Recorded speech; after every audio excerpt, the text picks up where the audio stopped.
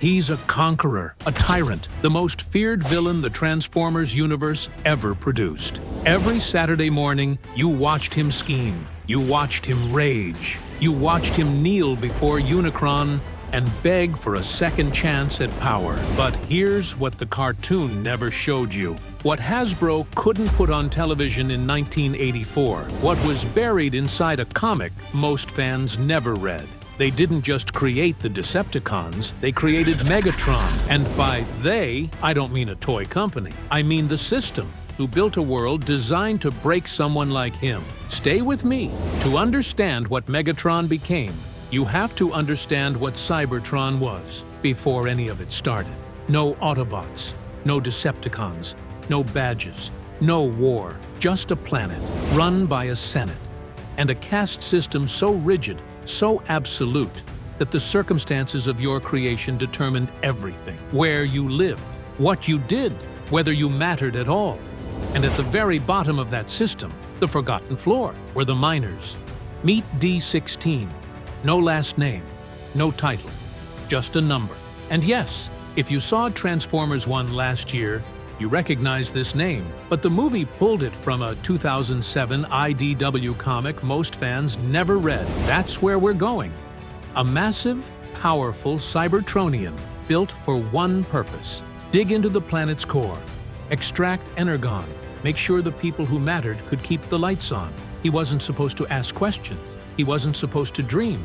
He was a tool, disposable, replaceable. But D16 watched. He noticed things. The injustice in every work shift, the guards who cracked down when workers spoke too loudly, the colleagues who disappeared without explanation, without trial, without anyone asking where they went. The quiet, grinding humiliation of being built like a god and treated like a machine. And then, one day, Senator Decimus arrived at mining outpost C-12. He had good news. Their jobs were done. The mine was being automated. Sentinels and machines would replace them. The Senate, he assured them, takes care of its people. One miner spoke up. There's still fuel in this mine. You know that. You're automating to run it cheap, aren't you? The batons came out. That was the Senate's answer to an honest question. And standing in that crowd was the last person they should have ever touched. You'd recognize those red eyes, that build, that silence before the storm. D16 didn't plan what happened next. Something broke, or maybe something finally woke up. He moved against the security forces, not heroically. The comic doesn't pretend it is. It was raw. It was violent. The kind of violence that comes from a lifetime of swallowed rage finding a door. When the dust cleared, he whispered, "What did I do?" That's not a villain moment. That's a human moment. It didn't matter. He and the other survivors were loaded onto a transport and sent somewhere the Senate didn't have to think about them anymore. The rig, a penal facility, off the books. The Senate's most efficient solution. If someone makes noise, make them disappear. But here's what the Senate didn't understand about D16. He wasn't just angry, he was a student. In the mines, between shifts, he had been writing a philosophy, a vision. The strong have the right to govern.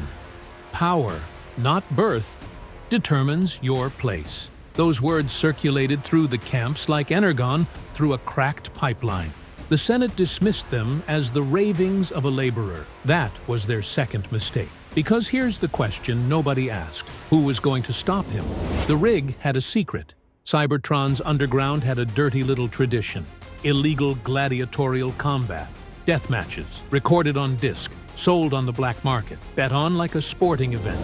And business was booming. D16 was thrown in with no weapon, no preparation. He won. Not cleanly, not heroically. He won the way a force of nature wins, because there was simply nothing that could stop him. Battle 6, he won. Battle 18, Battle 54. Something shifted inside him. Because for the first time in his existence, people were watching. People were reacting. He mattered. He didn't just dominate. He led, without being appointed, without being elected. He became the captain, because nobody dared say otherwise. And then, out of nowhere, Someone found him. Someone who had been watching from the beginning. Someone who called himself Soundwave. He offered technology, weapons, body modifications, everything D16 needed to become something more than a gladiator. The only condition: use them however you see fit. Any of you who've lived enough life know exactly what that means. Nobody gives you power for free. D16 took the offer, and he took a new name. One built to carry weight. One designed to make them afraid before he even arrived. Megatron. Fighters started showing up. From Tarn, from Voss, from every forgotten corner of Cybertron, where the caste system had ground someone into nothing. And then, 3 flyers arrived, Starscream among them. He practically begged. Megatron was thinking bigger than the arena now. He gave them a badge, purple, diamond-shaped. That symbol you saw on every Decepticon toy since 1984. Its first appearance was right here, in an illegal underground meeting, in the dark, surrounded by the people the system had thrown away. You will wear this, and you will kill for me. Hundreds of Cybertronians gathered in secret. Warriors, fighters, the ones history never bothered to record. Megatron stood before them and asked one question. Why are you here? Then he answered it himself. You are the forgotten, trying to forget. What if our new arena was the entire face of this planet? What if we took what is ours? That's a speech someone gives when they have nothing left to lose. The first target was Senator Decimus, the one with the smile, the one who sent in the batons.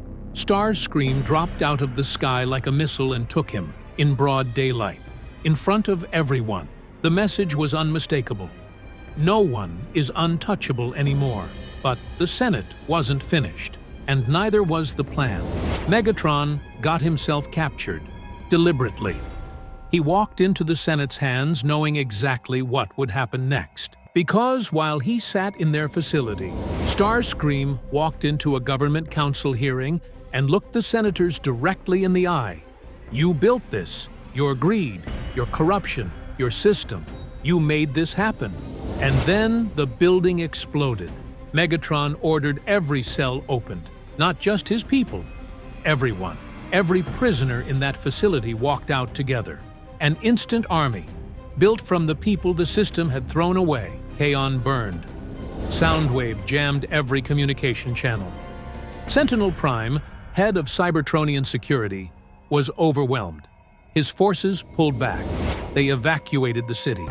The revolution had begun. Now, remember what I said about Soundwave. Nobody gives you power for free. Here's what the comic reveals, and here's what changes everything. The mining automation, the destabilization, the chain of events that stripped D16 of his job, sent him to the rig, and lit the fuse on a war that would consume an entire planet. It was engineered by Senator Ratbat, not the one who sent in the batons. A different senator, the one pulling strings behind the curtain, a corrupt politician who destabilized the system for financial gain. What he got was Megatron, Soundwave, who always knew, tied up that loose end personally. So here's the question I want you to sit with.